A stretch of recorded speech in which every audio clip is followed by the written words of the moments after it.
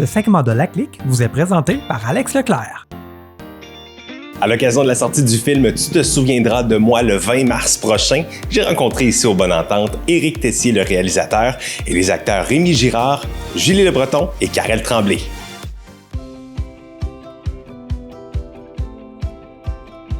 Messieurs, merci beaucoup de nous accueillir ici aujourd'hui. Éric, je vais commencer avec vous. On parle d'une adaptation théâtrale qui s'en va au cinéma.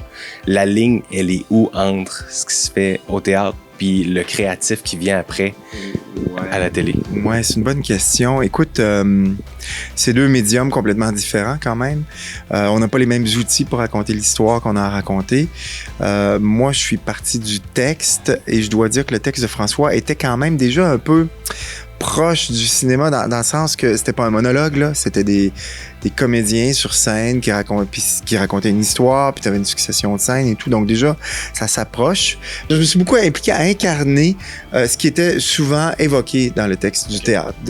Donc c'est plus concret à quelque part au cinéma. Donc on invente des scènes pour mettre en action, pour carrément incarner des choses qui sont évoquées. Les choses, c'est ça. Ce dont on parle au théâtre, parce qu'on peut pas le montrer, parce qu'on n'a pas les lieux pour le faire. Le cinéma le permet, c'est ça.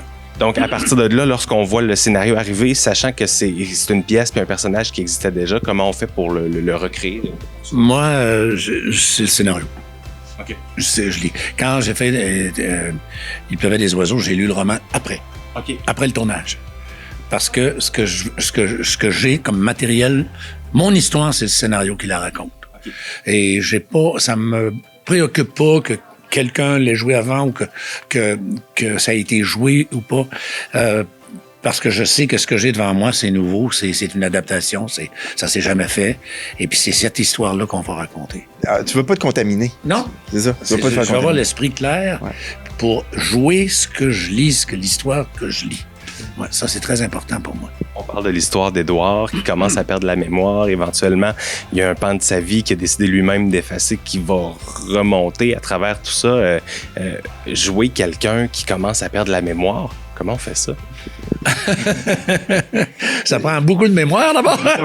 Se souvenir du texte. Il m'en a écrit des pas pires. On appelle ça des pianos, là, des grands pianos. Là. Ça prend beaucoup de mémoire. Mais on s'était parlé, Éric, on disait, il faut faire attention de ne pas être mélodramatique. Il faut vraiment que ça soit subtil. Il faut vraiment que les changements chez Édouard, on prend le temps de les jouer, on prend le temps de les faire aussi. On prend le temps de faire des petits moments comme ça qu'on découvre. À un moment donné, on en parlait tantôt dans l'autobus. Je mange mes céréales, tu sais, au fond. Puis à un moment donné, il arrête de manger. J'ai oublié. Puis il repart. Regarde. C'est des moments comme ça.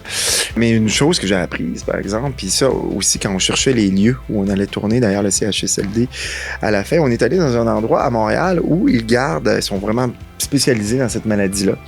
Et une des choses qu'ils font, et là, ça rejoignait carrément le texte de François, c'est que ces personnes-là, il ne faut pas aller trop dans la confrontation.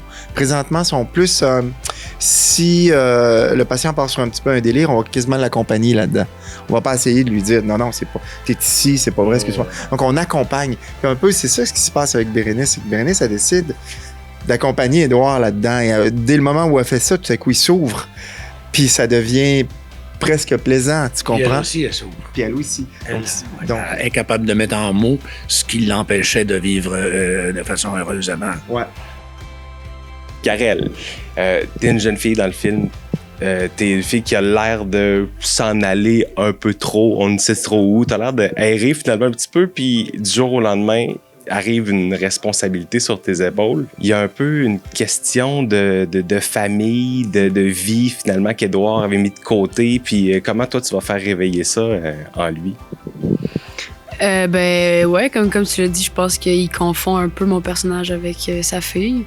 Je pense que c'est par gentillesse, mais aussi par empathie qu'elle décide de embarquer dans son jeu à lui, tu sais, dans le fond. Elle est consciente que ça lui fait beaucoup de bien à lui, tu sais. Il y a peut-être des remords par rapport à ça, des regrets. Puis je pense que grâce à elle, qui va comme jouer ce jeu-là, il va être capable de passer au travers, tu sais, puis de régler des affaires qu'il n'avait peut-être pas réglées. Je me tourne vers toi, Julie, tu joues le personnage d'Isabelle. Comment Isabelle perçoit ce côté-là, justement, là, du personnage de Karel dans l'histoire?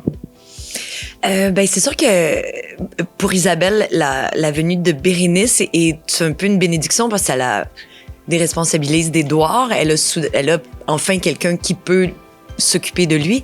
Mais il y a comme une espèce de jalousie qui se pointe aussi à un moment donné. Puis je pense qu'elle voit ses limites à elle. Tu sais, dans une famille, quand il y a eu une grande blessure ou il y a des failles et beaucoup de non-dits, mais on dirait que c'est comme si ça venait de parasiter toutes les dynamiques et les relations. Puis cette espèce de drame-là que cette famille-là a vécu, on dirait que personne s'en est jamais remis. Je pense que Isabelle s'est aussi coupée un peu d'elle-même, coupée de ses émotions, de ses désirs. Elle est comme dans une relation un peu boiteuse. Elle est pas super épanouie dans son travail. Et elle voudrait un contact avec son père, mais elle est pas nécessairement capable de l'avoir. Puis je pense de voir Bérénice et Édouard créer ce lien-là et se faire mutuellement beaucoup de bien et grandir au contact l'un de l'autre, je pense que ça la bouleverse, puis en même temps, ça la fatigue un petit peu, je pense. Est-ce qu'on comprend qu'Isabelle aurait voulu avoir ce contact-là plus jeune avec Édouard qui est son père, finalement? Oui, peut-être. Puis peut-être qu'ils l'ont déjà eu. Il y a un moment dans le film où il y a une scène de souper où on voit qu'ils ont déjà eu du fun. C'est comme si pendant le temps d'un instant, ce lien-là existe, mais des fois, en vieillissant, quand on n'aborde pas certains problèmes, mais ça finit par un peu tout venir parasiter. Puis je pense que c'est un peu le cas de leur relation. Quelle est la grande force de ce film-là, Karel? C'est Karel. C'est Julie Le Breton. La grande force. Pourquoi il faut venir là-bas? Je pense que les gens... C'est comme silence d'un coup. Tout le monde t'écoute. Tout le monde, je vais passer un petit message ici. Mais je pense vraiment que les gens qui devraient aller voir ce film-là, c'est peut-être les plus jeunes. Je pense que c'est ça, c'est un film qui parle du moment présent, de rien prendre pour acquis aussi. Tu sais, quand t'es plus jeune, tu prends pour acquis tes grands-parents, mettons, par exemple. Puis quand tu vieillis, tu te rends compte que ces affaires-là, ces gens-là, ils peuvent partir, tu sais, à tout moment. Fait que je pense que c'est ça, c'est un film sur le temps, sur l'amour, sur la douceur, puis de rien prendre pour acquis, tu sais. Puis des fois, c'est ça, peut-être ma génération, la génération en dessous de moi, s'éloigne vraiment du moment présent, tu sais. Je pense que c'est un bon film pour ça. Le 20 mars en salle, merci beaucoup d'avoir pris quelques secondes avec nous. Merci. Ce segment de La Clique vous a été présenté par Alex Leclerc.